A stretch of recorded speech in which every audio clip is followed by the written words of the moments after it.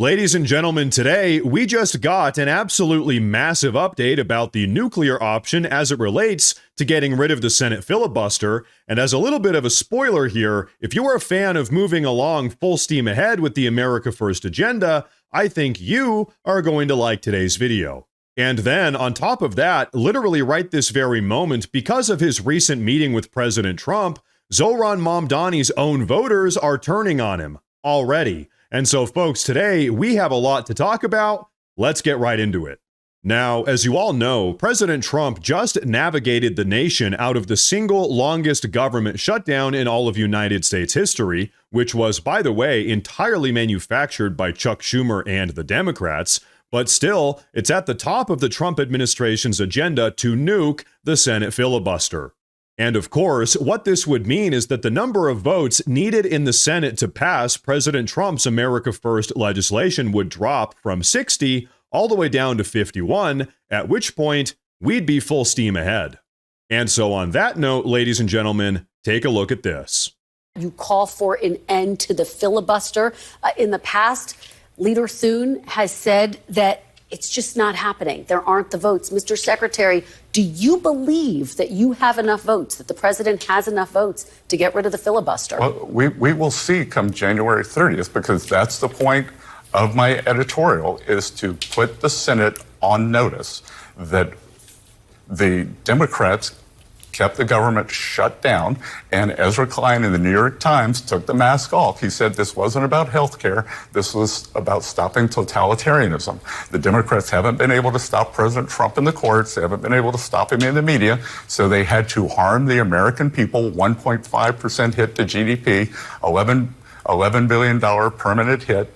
They don't care. So I believe that Senate Democrats, if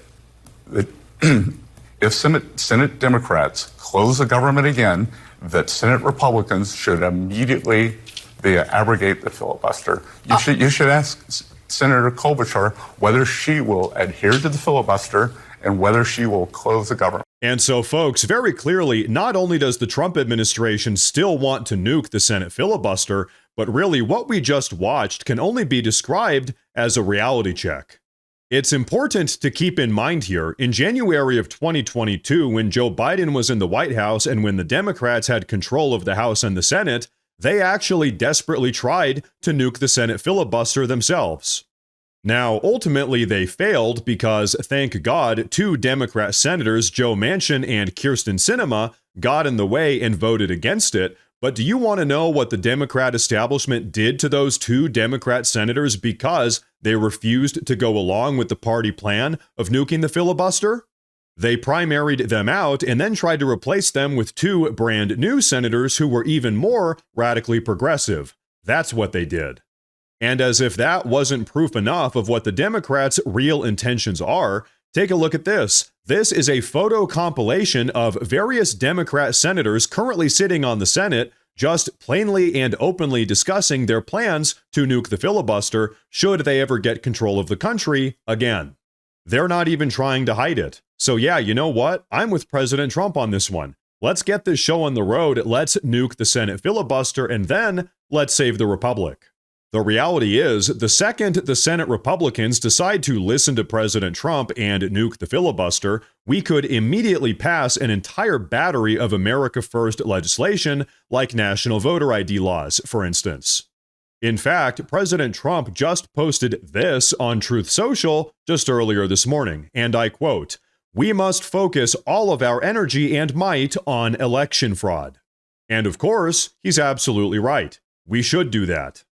In fact, let's just be honest here. If we had nationally sweeping voter ID and voter registration laws, this is what the country would look like in the upcoming 2028 election. The far left would be completely done for. They would never win another national election ever again. But now, folks, speaking about members of the far left winning elections, now we're going to talk about Zohran Mamdani. Because, like I said, right this very moment, his own radically progressive base is already turning on him. Really, right now, they're eating themselves alive. And the reason why is because of Mamdani's recent meeting with President Trump in the Oval Office. And so, folks, now I've got something that I want all of you to take a look at. But first, I do want to say real quick that if you folks enjoy the daily news updates, please consider subscribing to the channel because it really does help a ton. But okay, take a look at this. In that press conference with President Trump, a reporter asked you whether you believe that President Trump is in fact a fascist, a word that you've used in the past. You were about to answer, then President Trump sort of jumped in and he said, quote, "That's okay, you can just say yes. It's easier than explaining it." So, Mr. Mayor-elect, just to be very clear, do you think that President Trump is a fascist? And after President Trump said that, I said yes. And so you do? And that's something that I've said in the past. I say it today. And I think what I appreciated about the conversation that I had with the president was that we were not shy about the places of disagreement, about the politics that has brought us to this moment. And we also wanted to focus on what it could look like to deliver on a shared analysis of an affordability crisis for New Yorkers. Now, folks, this is just so weird, and I'll tell you why. For ages now, people on the far left, all of the radical progressives, just like Mamdani, have been saying that if you've got 10 people sitting at a table and one of them is an open fascist, you've actually got 10 fascists sitting at the table, meaning that fascism mustn't be tolerated or negotiated with, because if you do, then guess what? You are a fascist yourself. But here we have Mamdani breaking bread and shaking hands with the evil fascist President Trump. Very curious. But look, it actually gets even worse. You've also said in the past that President Trump has engaged in a, quote, attack on our democracy. You've called him a despot. Do you still believe President Trump is a threat to the democracy? Everything that I've said in the past, I continue to believe. And that's the thing that I think is important in our politics, is that we don't shy away from where we have disagreements, but we understand what it is that brings us to that table. And so, folks, yeah, like I said, right this very moment, Mamdani's far-left radically progressive base is absolutely livid that he would even associate with the evil fascist President Trump, who, by the way, is a threat to our democracy. But you know what? Take a look at this. I think that some of your supporters would be curious to know, you say you stand by your past statements that, yes, he's a threat to the democracy. How do you square working with someone who you still think is a threat to the democracy? I think working for the people of New York City demands that you work with everyone and anyone. You hear that? I guess working with fascists isn't so bad after all. Huh. Folks, really, this is just yet another reminder that the far left doesn't even believe their own crazy rhetoric. Really, it's just a bunch of performative virtue signaling theatrics. But you know what? As it relates to Mamdani's meeting with President Trump in the Oval Office, we also got yet another massive update. You see, as it would turn out, as we now know, during this meeting, President Trump pretty much put communist Mamdani back in his place. Take a look. Did he assure you he will not send troops into New York? He told me that he cared deeply about public safety. I said I cared deeply about the same. But did he say he wouldn't send troops? What I told him is that what separates New York City from anywhere else in the country is we have the NYPD.